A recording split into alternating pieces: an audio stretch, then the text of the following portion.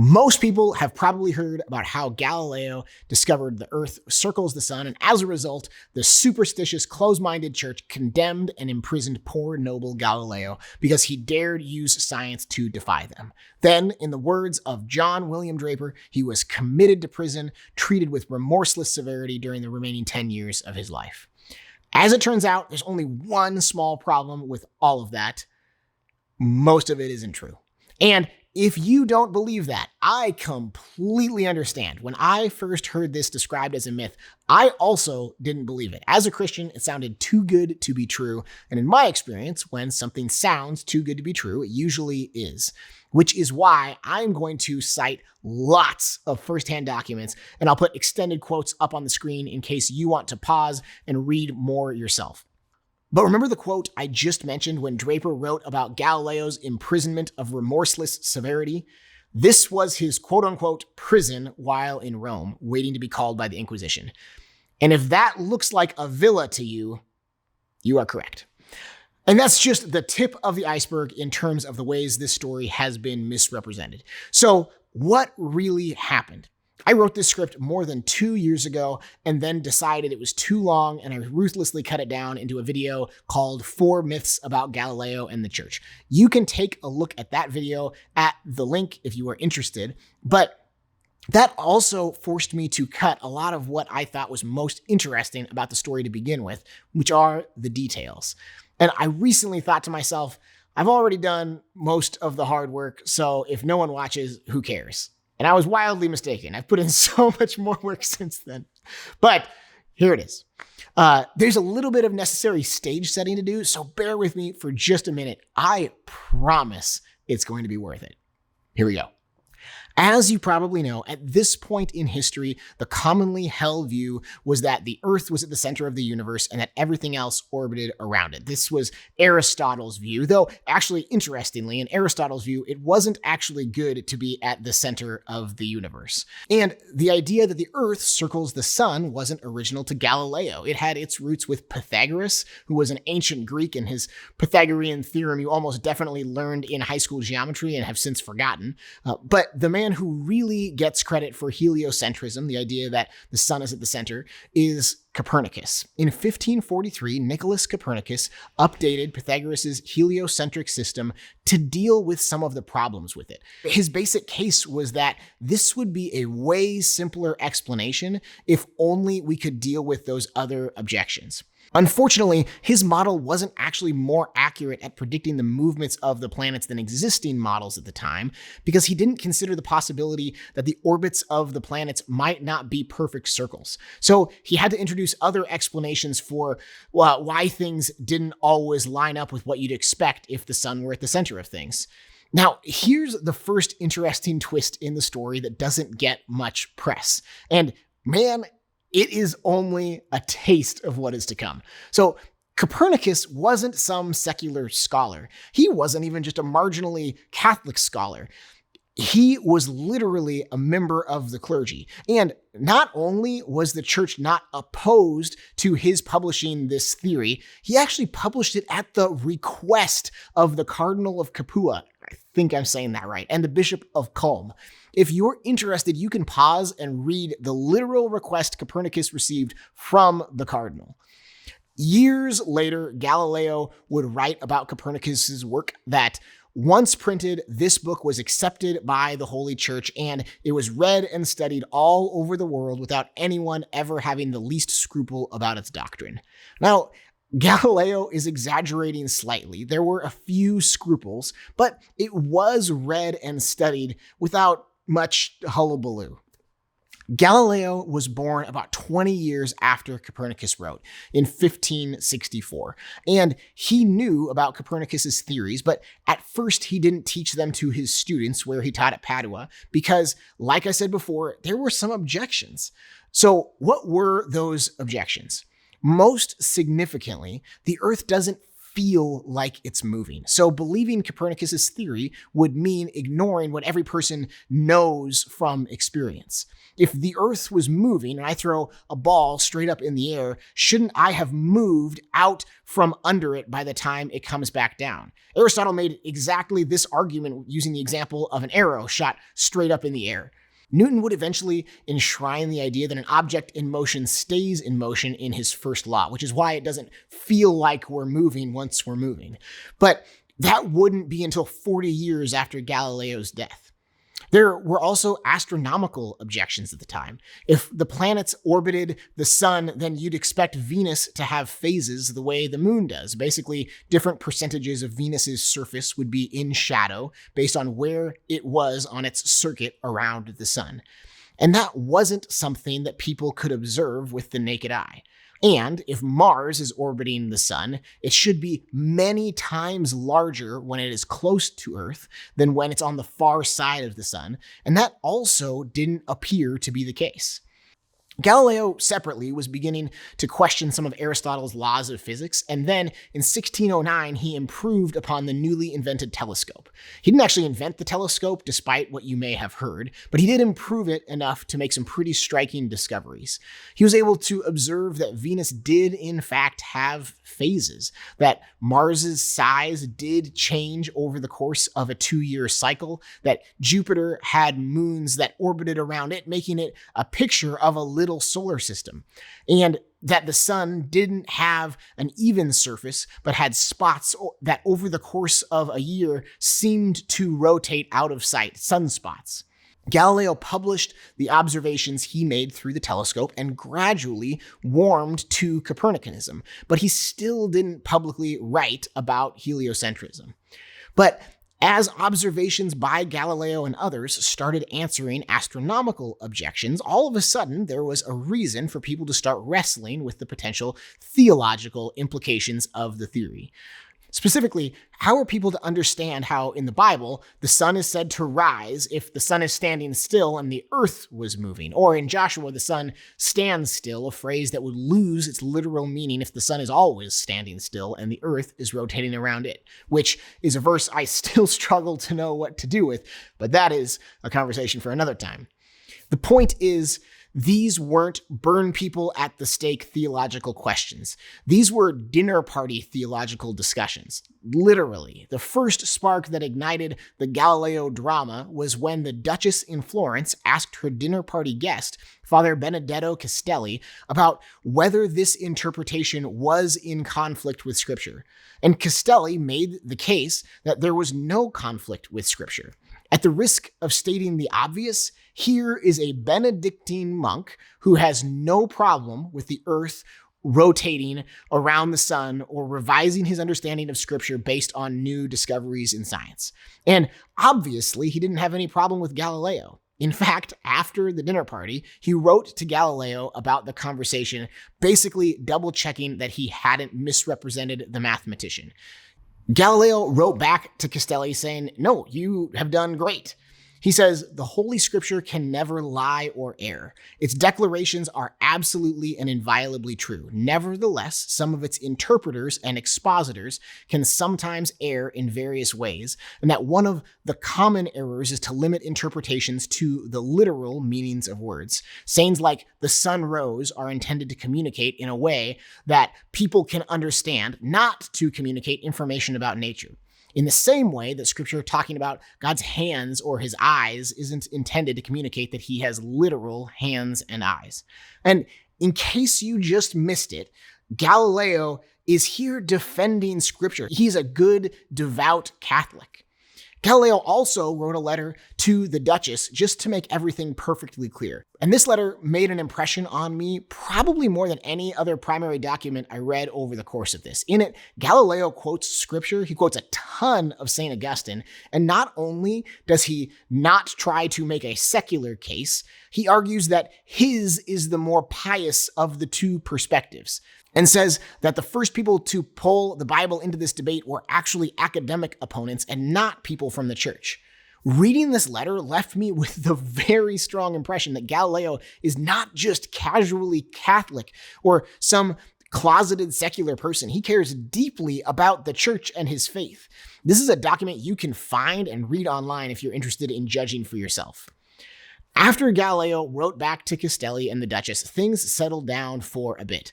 But unbeknownst to Galileo, Castelli started making copies of the letter he'd received from Galileo and circulating it. To modern ears, that sounds really weird, but circulating letters was a pretty common practice, especially when they were letters from one of the most prominent men in their field.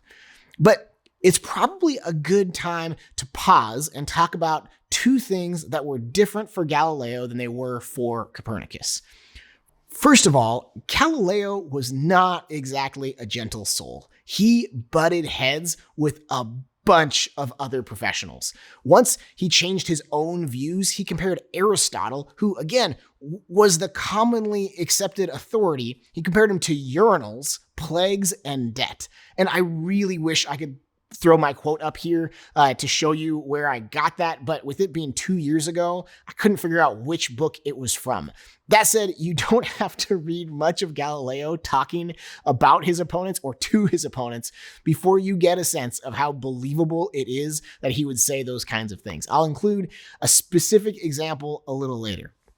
Second, the world had changed since Copernicus. Most significantly, the Protestant Reformation had started a few years before Copernicus had published his work, but the Council of Trent, which would define the Catholic Church's response, didn't conclude until 20 years after, and these were the peak years of tension between the Protestants and the Catholics. So this was not a time when Catholic leadership was particularly enthusiastic about empowering people to go and interpret scripture on their own.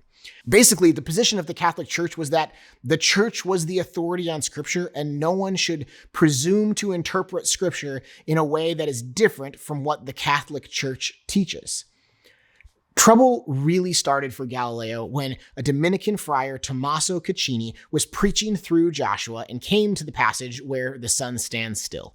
He took the opportunity to take some pot shots at Galileo specifically and know-it-all mathematicians in general. But the immediate reaction of this Dominican's boss was to write Galileo a letter of apology. But still, this spat from the pulpit was enough to reignite trouble. Another Dominican eventually filed a written complaint with the Inquisition in Rome, along with a copy of Galileo's letter to the Benedictine monk, the one that we talked about just a minute ago that had been circulating since the dinner party with the Duchess. My favorite detail in this letter to the Inquisition is that he writes at the end, "I also beg your most illustrious lordship that this letter of mine be kept secret by you." And it strikes me so funny that I'm here 400 years later reading it and sharing it with you. Galileo got wind of all of this and traveled to Rome to try and sort things out. But basically, the Inquisition read over Galileo's letters about how scripture isn't always trying to communicate the literal meaning of the words. And they were like, well, yeah, he's not wrong. This is the Inquisition's literal response to the letter, and it basically says, when Galileo talks about interpretation of scripture, he should be more careful about the words he chooses because they sound bad, but his theology is fine. The Inquisition never even called Galileo to come in. But the Inquisition also thought it best to form a committee of 11 consultants to decide what to do about Copernicanism. Unfortunately for Galileo, it was comprised of some people who had an axe to grind against him. In several letters, both to and from him, the people are referred to as his enemies. And so, unsurprisingly, this group came down against Galileo's and, by extension, Copernicus's views. But interestingly, their first objection was that Copernicanism was philosophical nonsense, and it also happened to be heresy.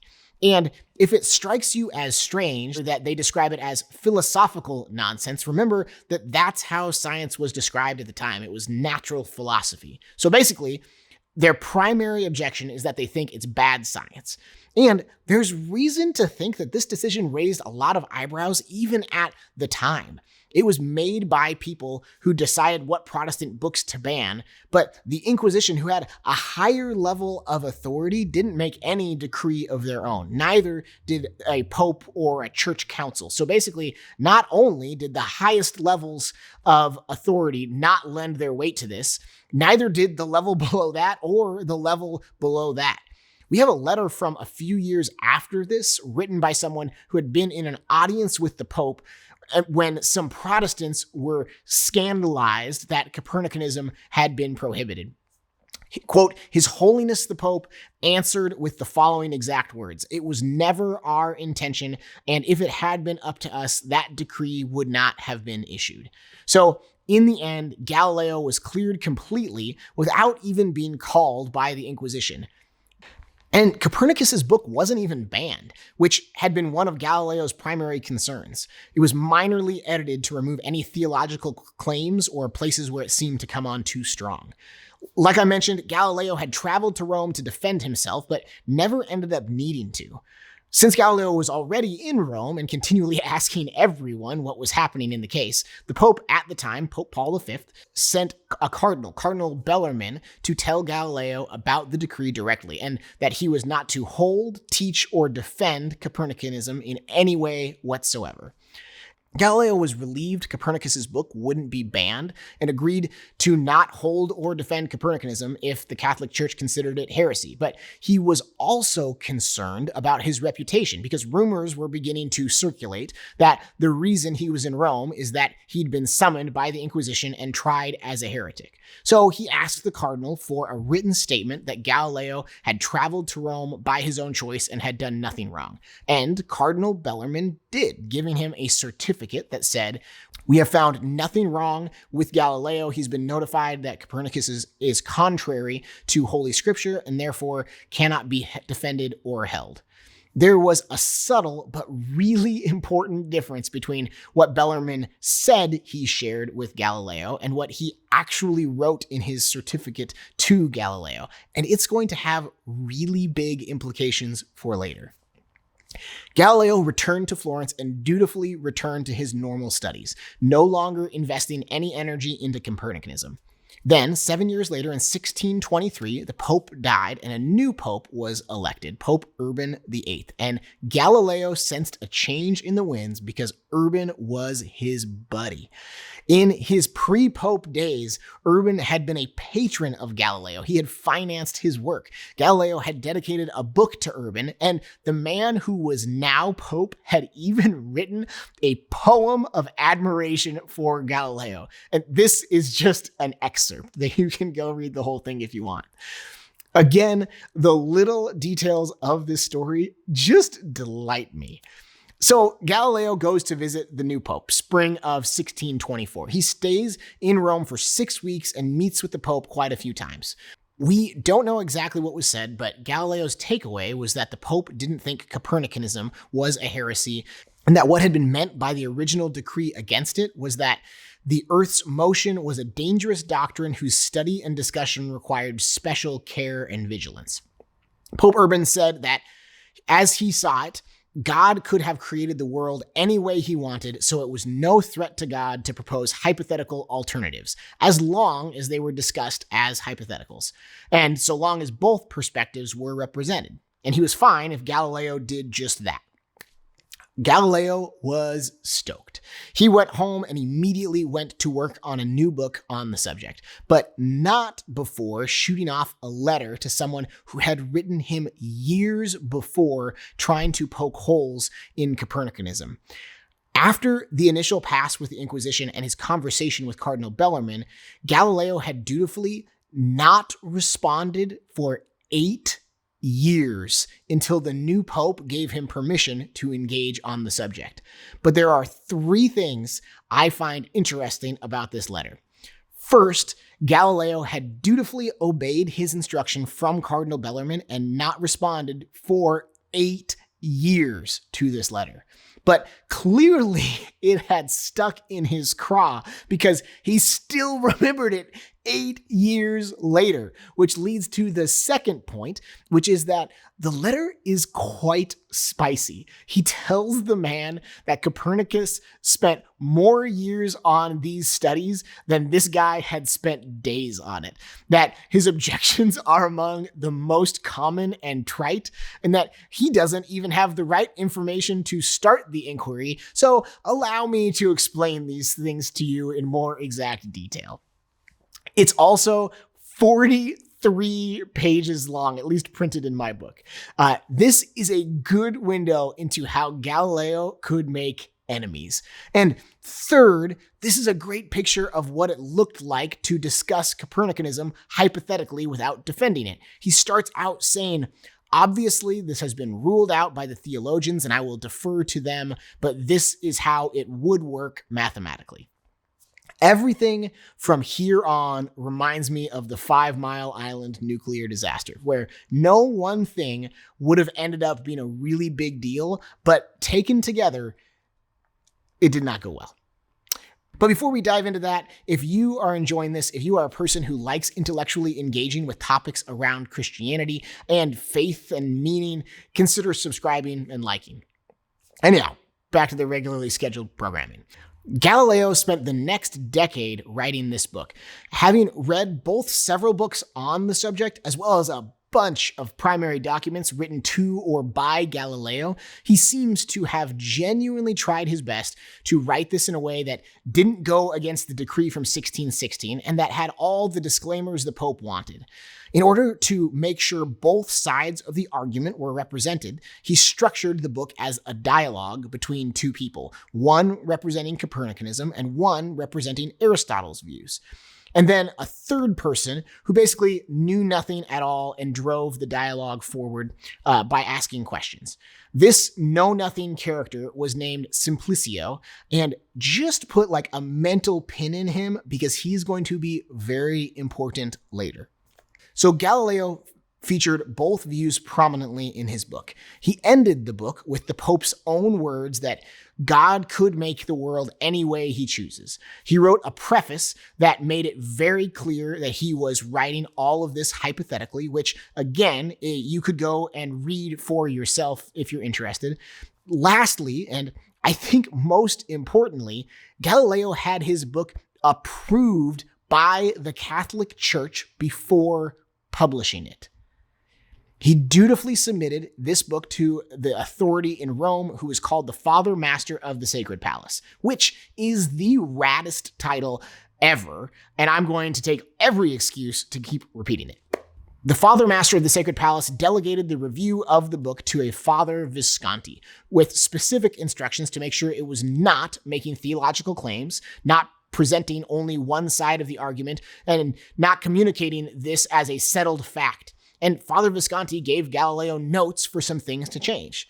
The Father Master of the Sacred Palace also wanted to personally do a second round of review when it came time to print, which was unusual, but it seemed warranted in this case because this was such a sensitive subject. And if that had actually happened, the whole mess that followed probably could have been avoided. After getting these notes from Rome, Galileo returned to Florence to make the changes. And then a plague broke out. The plague meant that not only could Galileo not safely return to Rome to have his book reviewed a second time, but he also didn't feel comfortable sending the only manuscript of his book by mail because he was worried it would be damaged or destroyed at the border for fear of spreading disease. So he asked if, since it had already been reviewed once, he could publish the book in Florence instead. The Father Master of the Sacred Palace said no. But Galileo was antsy.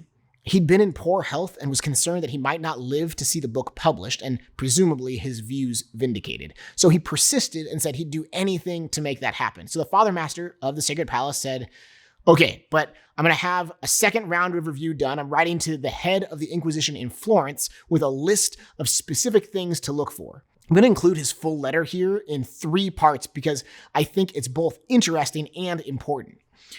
He wants it to focus just on the math of the Copernican position. He wants it to avoid scripture completely. And the Father Master of the Sacred Palace was going to write the preface and conclusion himself to make sure they captured everything he wanted, though he did give Galileo permission to tweak the language as suited him as long as the gist remains the same. The head of the Inquisition in Florence writes back and says, "I got your letter. Galileo seems really ready and willing for correction." Then he delegates it to a Dominican, who basically says, "This all sounds good to me." In fact, Galileo says that reading the book brought tears to this man's eyes because of how much humility and reverent submission I defer to the authority of Scripture, and that I should be begged to publish such a work, not hindered.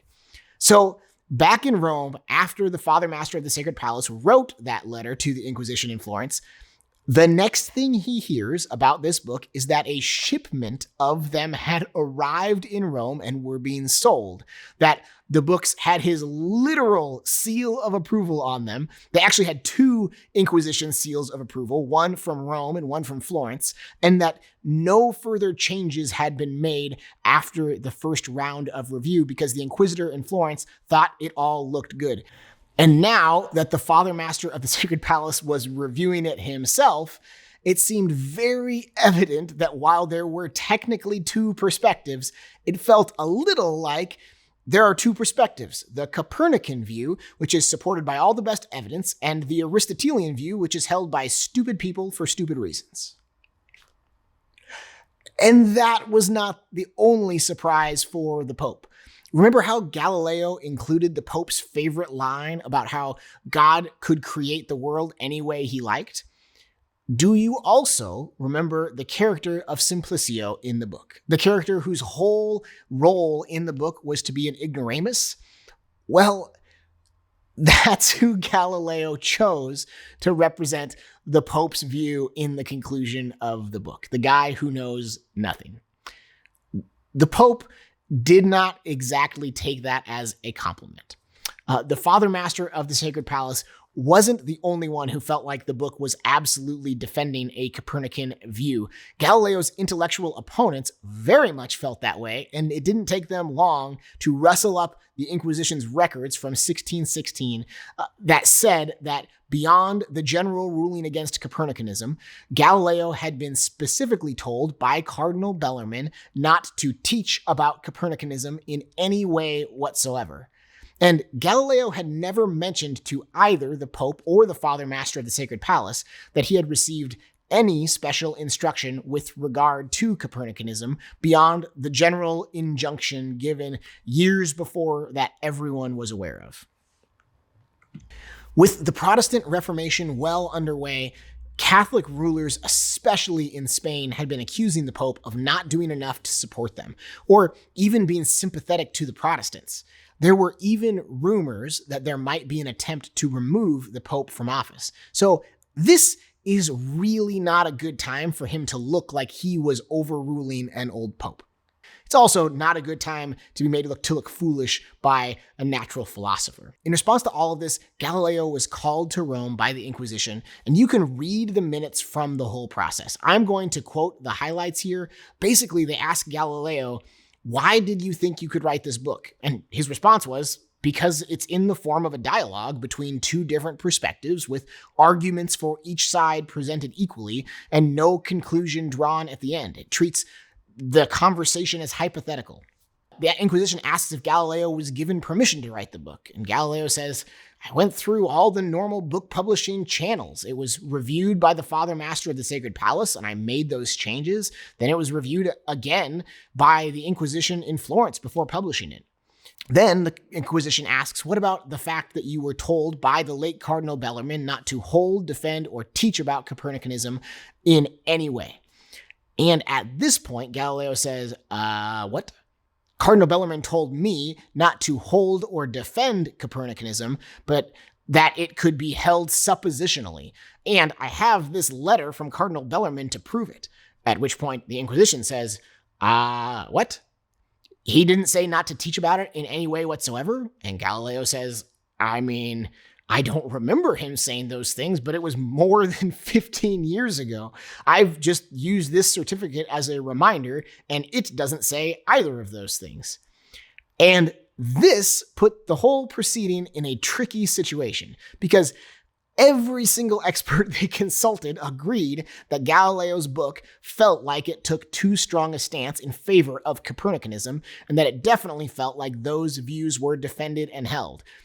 But it had been reviewed and approved by all the right people. The whole case really had hinged on the understanding that Galileo had received special instruction from Cardinal Bellarmine that he had defied.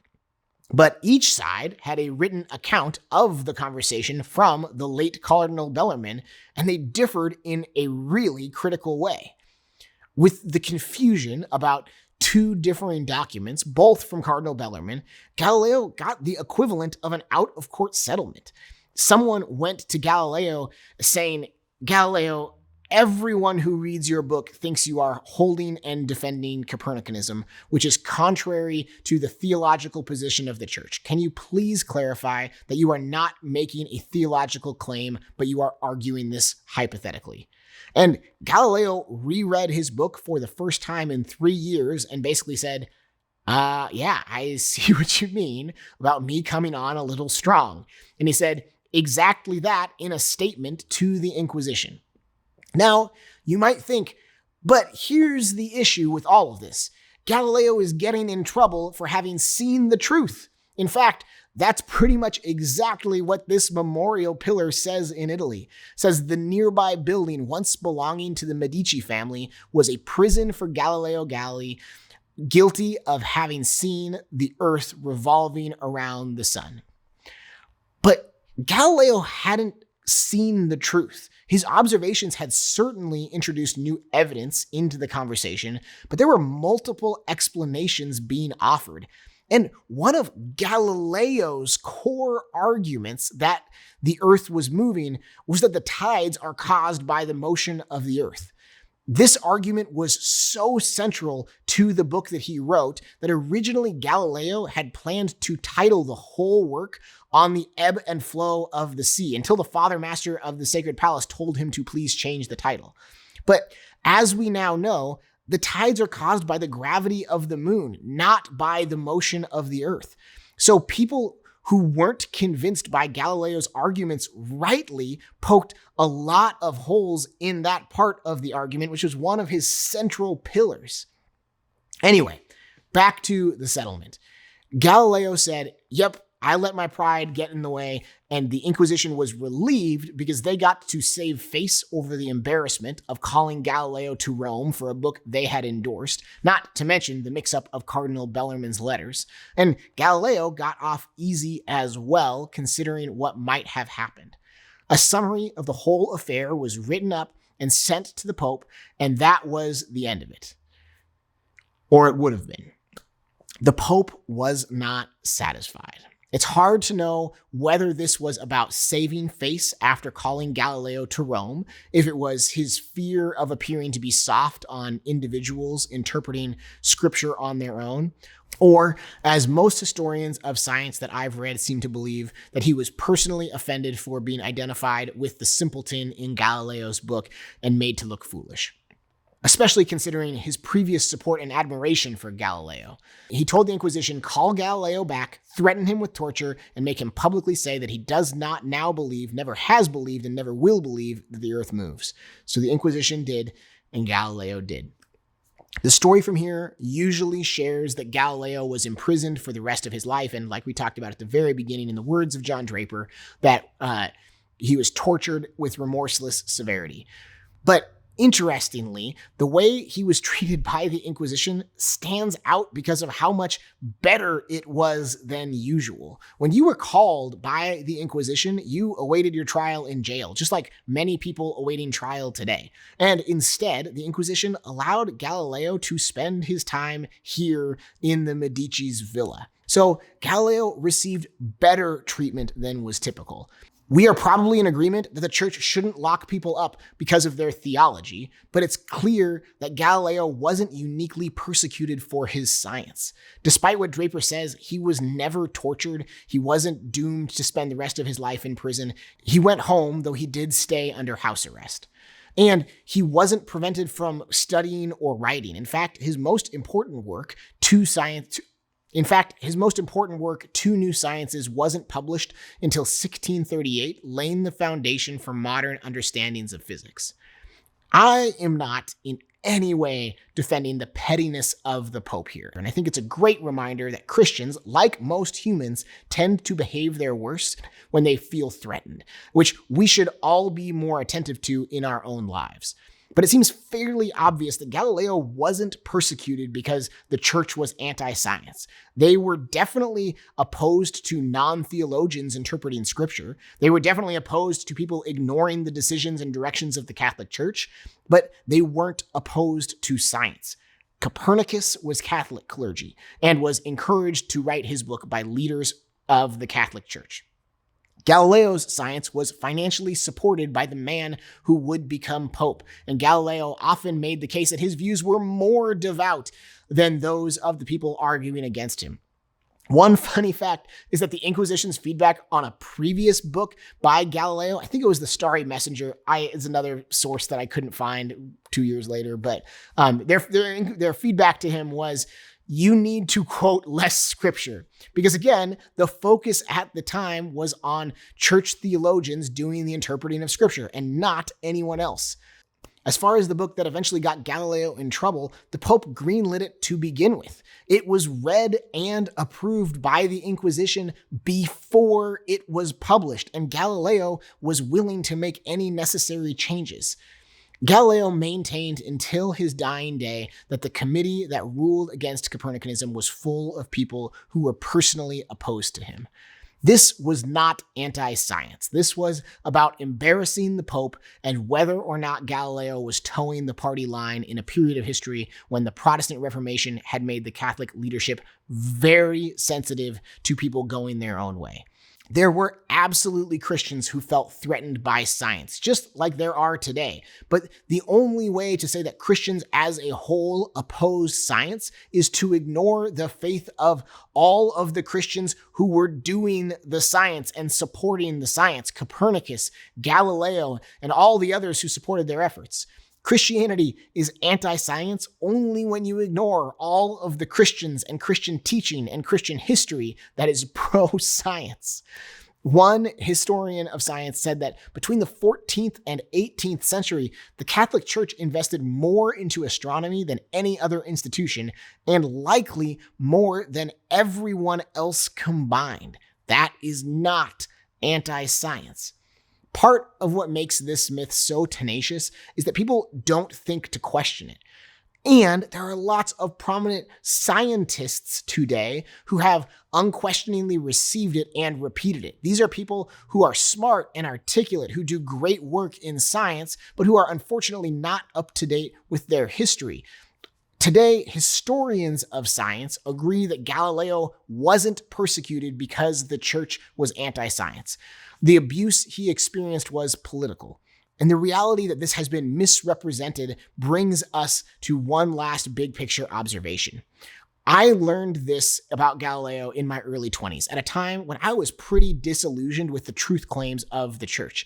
I had heard a lot of overly simplistic explanations for a lot of things and was wrestling with those implications.